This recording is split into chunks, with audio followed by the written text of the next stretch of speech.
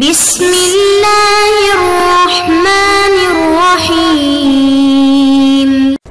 बिस्मिल्लाहिर्रहमानिर्रहीम। अस्सलामु अलैकुम वरहमतुल्लाहि वबरकातुहू। अज़ीज़ तलबा, आज अत्तिबियान फ़ी उलूमिल क़ुरआन का सबक नंबर 145 है और इस सबक के अंदर हम मौजज़ा इलाहिया की शराइत की तफसील पढ़ेंगे। गुज़िश्ता सबक में हमने मौजज़ा इलाहिया की 5 शराइत पढ़ी थी और उनमें से जो पहली शर्त थी उसकी तफसील पढ़ी थी। आज के सबक में हम बकिया जो 4 शराइत हैं उनकी तफसील पढ़ेंगे। तो मौजज़ा इलाहिया की 5 शराइत में से दूसरी शर्त है कि मौजज़ा ख़र्क़ आदत हो और तकवीनी तरीक़ाकार के मुखालिफ हो। अगर कोई ये दावा करता है कि मेरा मौजज़ा ये है कि सूरज मशरक़ से तुलू होगा और मग़रिब में ग़ुरूब होगा, तो ये मौजज़ा नहीं है, क्योंकि वो इसकी वजह से रोनमा नहीं हो रहा।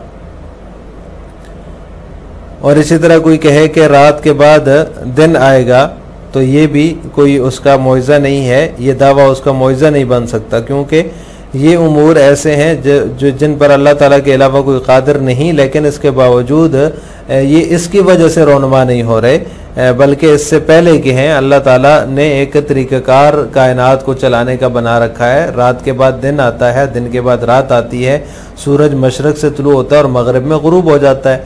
अल्लाह ताला तो कादिर हैं, पहली शर्त तो पाई जा रही है मौइज़े के शराइत में से, लेकिन जो दूसरी है ख़र्क़ आदत होना वो नहीं पाई जा रही और तकवीनी तरीक़ाकार के मुखालिफ होना वो नहीं पाई जा रही। अब ये तकवीनी तौर पे अल्लाह ताला ने एक निज़ाम बनाया हुआ है कायनात का, दिन के बाद रात, रात के बाद दिन और सूरज का मशरक़ से तुलू होना, मग़रिब में ग़ुरूब होना। इसको कोई अपना मौजज़ा बनाए और दावा करे कि मेरा ये मौजज़ा है, तो ये मौजज़ा नहीं होगा, क्योंकि इसकी वजह से ये उमूर जो है वो रोनमा नहीं हो रहे, बल्कि अल्लाह ताला की ज़ात ने एक तकवीनी तरीक़ाकार के तहत जो है वो कायनात को वो चला रहे हैं और उसी तरीक़ाकार के मुताबिक पूरी कायनात चल रही है। मौजज़ा इलाहिया की शराइत में से तीसरी शर्त ये थी कि मुद्दई नबूवत उस मौजज़े के ज़रिए अपनी नबूवत पर इस्तिदलाल भी करे।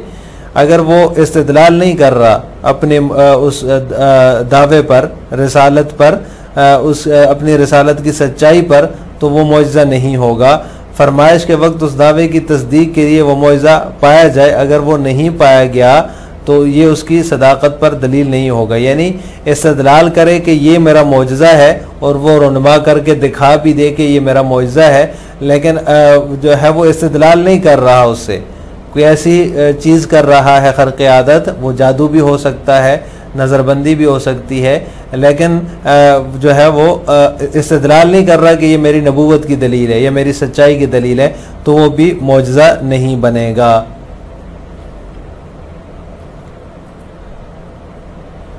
इसी तरह मौजज़ा इलाहिया की शराइत में से चौथी शर्त ये थी कि मौजज़ा दावे के मुताबिक हो, अगर ख़िलाफ़ होगा तो उसकी तकज़ीब करेगा। यानी दावा जो उसने किया कि मेरा मौजज़ा है, जिसके ज़रिए से वो चैलेंज कर रहा है, उसका मौजज़ा होना साबित है, कि साबित भी हो रहा हो कि ये मौजज़ा वाकई है। अगर वो नहीं हो रहा होगा तो वो उसकी तकज़ीब करेगा, वो उसके ख़िलाफ़ होगा, उसके दावे के ख़िलाफ़ होगा तो वो उसकी तकज़ीब करेगा।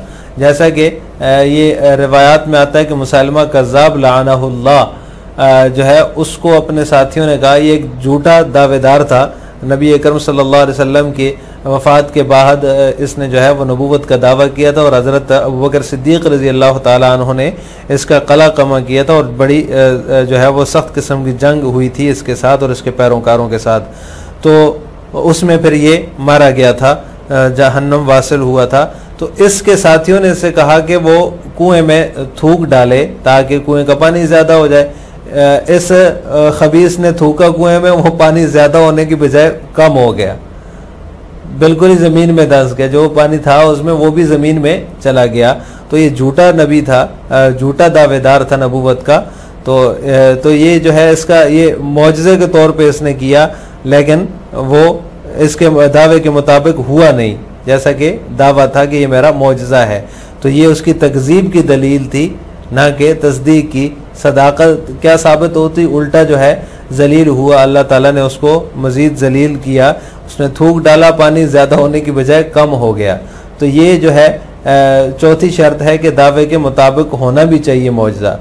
पांचवी शर्त यह है कि मुआवजे का मुआरजा ना किया जा सके। अगर मुआवजे का कोई मुआरजा करने वाला मौजूद है तो वो उसकी सच्चाई पर दलील नहीं होगा, वो उसका मुआवजा होना बातिल हो जाएगा। अगर कोई समंदर को चीरने और चांद को दो टुकड़े करने की कुदरत रखे तो फल्क बहर और शक़ कमर मुआवजा शुमार नहीं होगा। इसलिए अल्लाह तबारक व तआला ने मुशरिकीन को यह खिताब करके फरमाया फलियअतू बिहदीस मिस्लिही इन कानू सादिकीन, तो ये लोग इस तरह का कोई कलाम ले आएँ अगर ये दावे में सच्चे हैं। तो लिहाजा ये है कि मुआवजे का मुआरजा ना किया जा सके। अगर मुआरजा किया जा सकता है, कोई और बंदा भी वो काम कर सकता है, तो वो फिर मुआवजा नहीं कहलाएगा।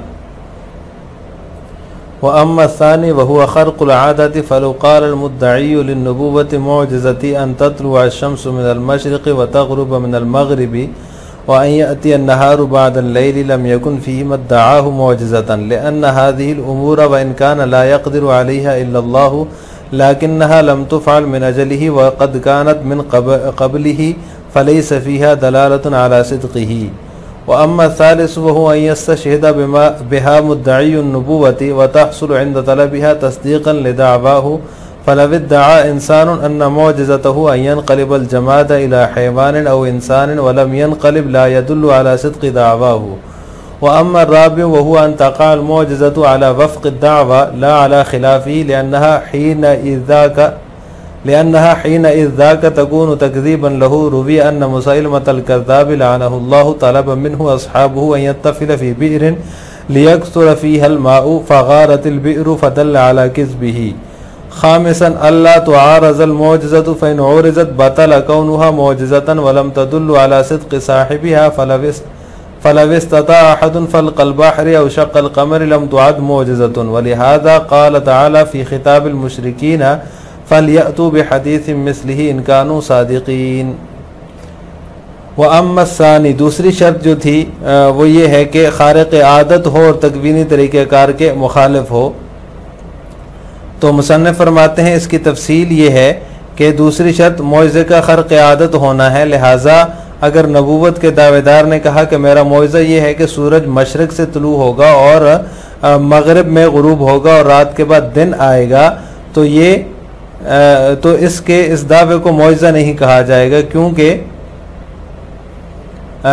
क्योंकि ये जो उमूर हैं अगरचे अल्लाह ताला के अलावा कोई कादिर नहीं है इन उमूर पर, लेकिन वो इसकी वजह से रोनमा नहीं हुए बल्कि इससे पहले के हैं, तो चुनांचे इसमें इसकी सच्चाई पर कोई दलील नहीं होगी। व अम्मा सालिस, तीसरी शर्त की तफसील ये है कि मुद्दई नबूवत उस मुआवज़े के ज़रिए अपनी नबूवत पर इस्तिदलाल करे और फरमाइश के वक्त उसके दावे की तस्दीक के लिए वो मुआवज़ा पाया जाए। बस अगर कोई इंसान ये दावा करता है कि उसका मुआवज़ा ये है कि बेजान हैवान या इंसान में तब्दील हो जाएगा वलम यनक़लिब, और लेकिन वो तब्दील नहीं हुआ, तो ये उसके दावे की सदाकत पर दाल नहीं होगा। व अम्मा राबे, चौथी शर्त की तफसील ये है कि मुआवज़ा दावे के मुताबिक हो, ला अला खिलाफ़ी, उसके ख़िलाफ़ ना हो, क्योंकि अगर ख़िलाफ़ होगा तो वो उसकी तकज़ीब करेगा। मरवी है कि मुसैलमा कज़्ज़ाब लानहुल्लाह के साथियों ने उससे कहा कि वो कुएँ में थूके ताकि पानी ज़्यादा हो जाए। उसने थूका तो पानी फ़ग़ारतिल बि'रु, तो पानी ज़मीन में उतर गया, तो ये उसके कज़्ज़ाब होने किज़्ब पर दलील हो गई। फ़दल्ल अला किज़्बी, तो उसके किज़्ब पर दलील हो गई। ख़ामिसन, पाँचवीं जो शर्त है उसकी तफसील ये है कि मुआवज़े का मुआरज़ा ना किया जा सके। लिहाजा अगर उसका मुआरज़ा किया गया तो वो उसका मुआवज़ा होना बातिल हो जाएगा और साहिब मुआवज़ा की सच्चाई पर दाल नहीं होगा।